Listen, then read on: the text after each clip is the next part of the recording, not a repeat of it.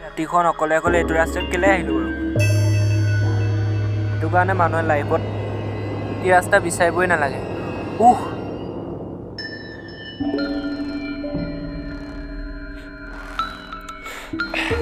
হে প্ৰভু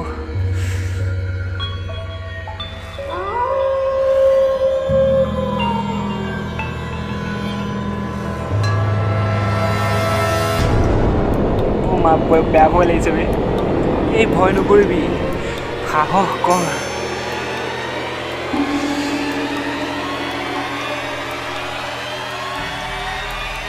जय हनुमान ज्ञान गुरु सा जय पार्वती हे केले আহিলো এইটো ৰাস্তাত বৰ বেয়া ভয় লাগিছে নহয় ৰাতিখন এইটো ৰাস্তাত কেলে আহিলো বাৰু মা কি হয় এডাল কেলা হেটেৰিকা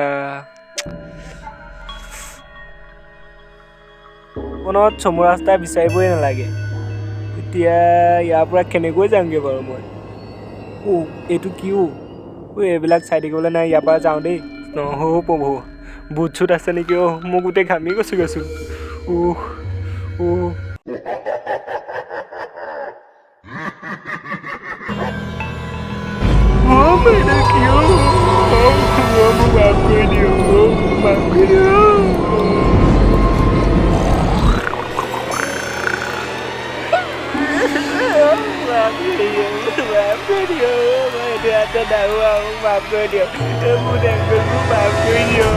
মই এইটো ৰাস্তাত নাহোঁ আপোনাৰ ৰাস্তা কেতিয়া নাহোঁ মই নাহোঁ আৰু যাওঁ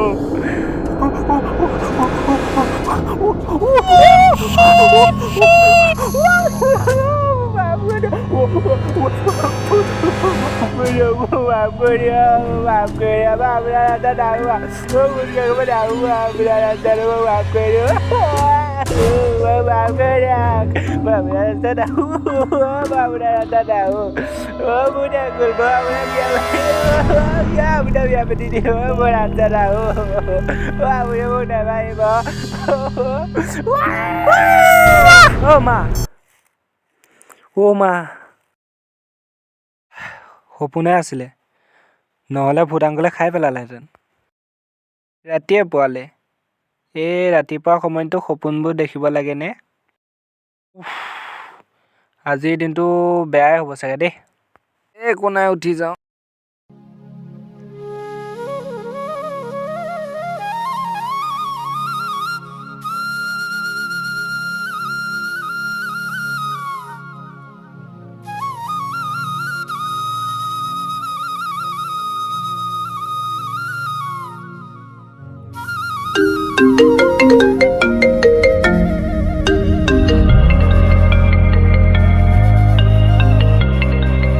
হেল্ল' হয় হয় হয় আমাৰ ৰাহুলৰ স্কুলৰ অৰূপ ছাৰ হয় আছোঁ হয় আহিব ঠিক আছে হ'ব দিয়ক হেৰা শুনিছা এই চাহ একাপ লৈ আহচোন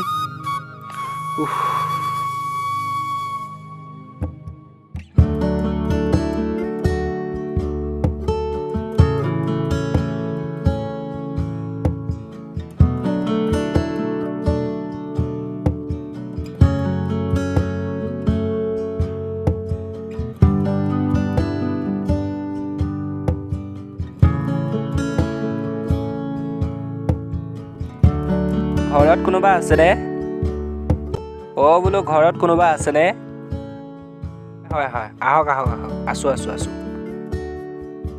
আহক বহক আহক হয়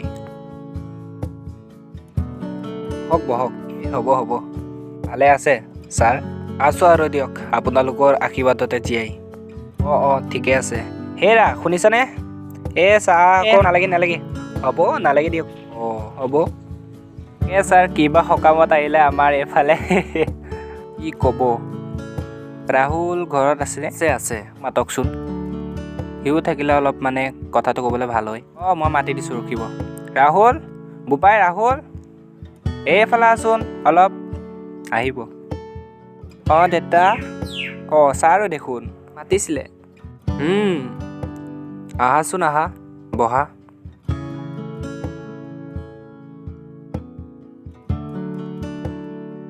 চকুটো ভাল পালা? ছাৰ, অঁ ছাৰ, আপুনি ইয়াৰ চকুটোৰ কথা কেনেকৈ গম পায়? অঁ সি মানে আপোনাক কোৱাই নাই? কোৱাটো কৈছে, বোলে স্কুল যাওঁতে চাইকেলৰ পৰা পৰি চকুতে দুখ পালে। ৰাহুল, তই চাইকেলৰ পৰা পৰিলি হা? অঁ ই মানে চাইকেলৰ পৰা পৰা নাই মানে ছাৰ।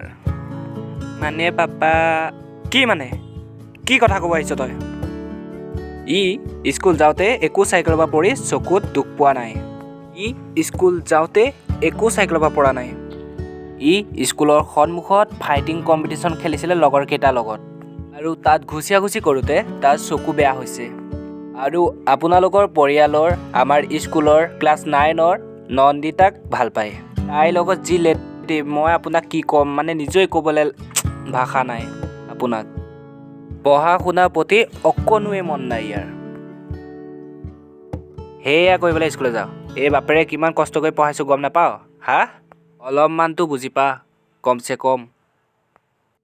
ছাৰ, চাইকেল লাগে চাইকেল আনি দিছোঁ, আৰু বেগ, বহী, কিতাপ, পেনৰ পৰা ধৰি বাকীবোৰ আছেই। তাতে ঘৰৰ খৰচ। কিমান কষ্ট কৰি তাক পঢ়াইছোঁ, সি অকণে বুজি নাপায়। মাক বাপেকৰ মূল একোৱেই বুজি নাপায়। সিহঁতে একো বুজি নাপায়, পঢ়া শুনা একো নাই সিহঁতৰ। এইবাৰ আছামিছৰ বিষয়ত ই 100ৰ ভিতৰত 3 পাইছে। মানে কি ক'ব? মই ভাবিলোঁ আপোনাক খবৰটো দিওঁ, কিন্তু ই ক'লে যে মই এবাৰ এক্সাম ভালকৈ দিম, কিন্তু নাই, একো ভালকৈ নিদিলে। তাৰে ফাইদা উঠালে, আৰু মই ভাবিলোঁ ইয়াৰ চকুটো খবৰটো লৈ যাওঁ। এইফালে যিহেতু মোৰ লগৰ এটা ঘৰত আহিছিলোঁ, তাকে মই গৈ থাকোঁ। আপুনি আপোনাৰ ল'ৰাক বুজাব। ছাৰ, আপুনি বেয়া নাপাব, মই একো বেয়া পোৱা নাই। আপুনি আপোনাৰ ল'ৰাক বুজাব। মই যাওঁ, মই উঠিছোঁ। হ'ব ছাৰ। যাব ছাৰ। অ' পাপা, তই মোক পাপা বুলি নামাতিবি। তই মোক পাপা বুলি মতা যোগ্য হৈ থকা নাই এতিয়া। মই এই গাঁৱৰ গাঁওবুঢ়া, কিন্তু তই মোৰ এই মান সন্মান কাটি দিছ, নাক কাটি হাতত দি দিছ। সেইটো কাৰণে তই আজিৰ পৰা মোৰ কাৰণে মৰিলি। যা, এতিয়ানে ওলাই যা ঘৰৰ পৰা, আৰু কেতিয়াও নাহিবি, যা।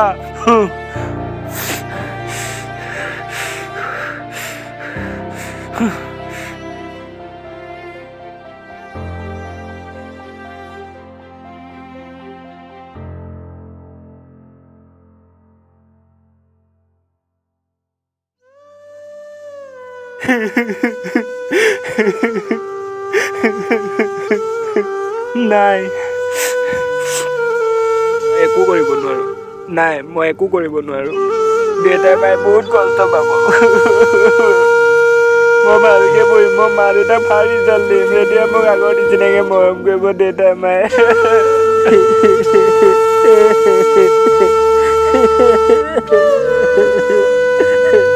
সময়ত সকলো ঠিক হৈ যায়। সদায় মানুহে ধৈৰ্য ধৰিব লাগে।